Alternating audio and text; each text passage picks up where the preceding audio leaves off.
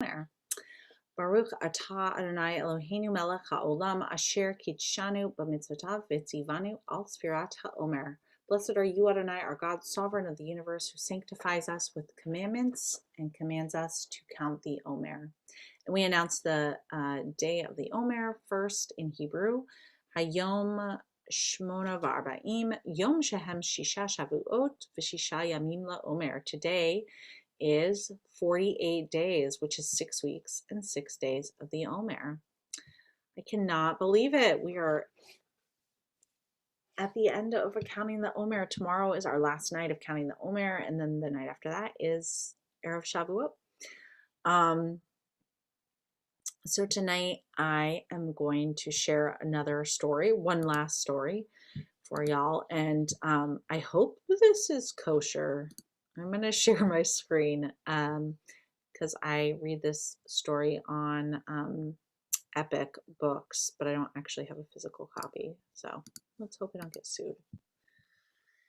So this is The Bad Seed, written by Jory John, illustrated by P. Oswald. I am a huge Jory John fan. All right, here we go.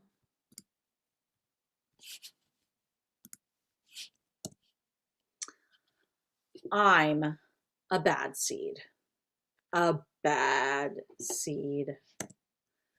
Oh yeah, it's true. The other seeds, they look at me and they say, that seed is so bad. When they think I'm not listening, they mumble, there goes a bad seed. But I can hear them. I have good hearing for a seed. How bad am I? You really want to know? Well, I never put things back where they belong. I'm late to everything. I tell long jokes with no punchlines. I never wash my hands or my feet. I lie about pointless stuff. I cut in line every time. I stare at everybody. I glare at everybody. I finish everybody's sentences and I never listen. And I do lots of other bad things too. Know why? Because I'm a bad seed.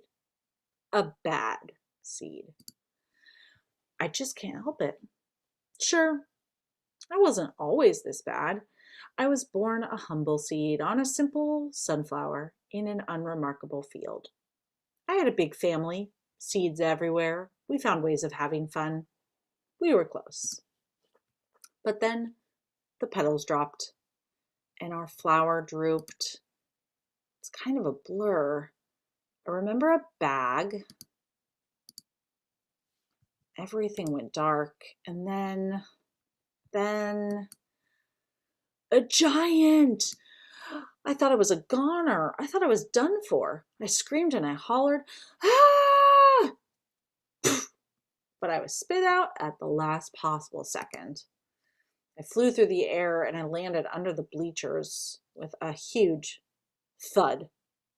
When I woke up, it was dark outside. A wad of gum had softened my fall. I felt okay, but something had changed in me. I'd become different. I'd become a different seed entirely. I'd become a bad seed.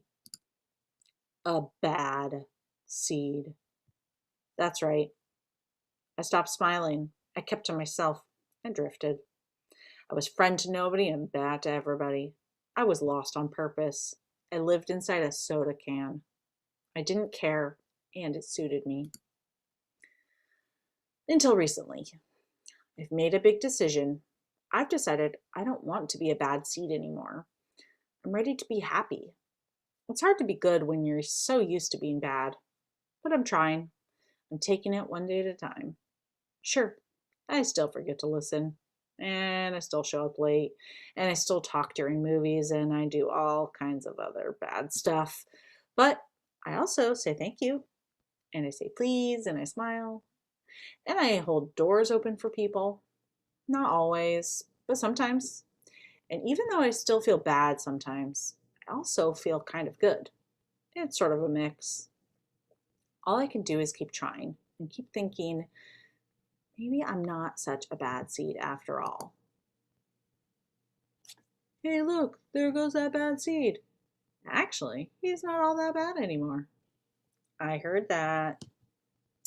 The end. All right.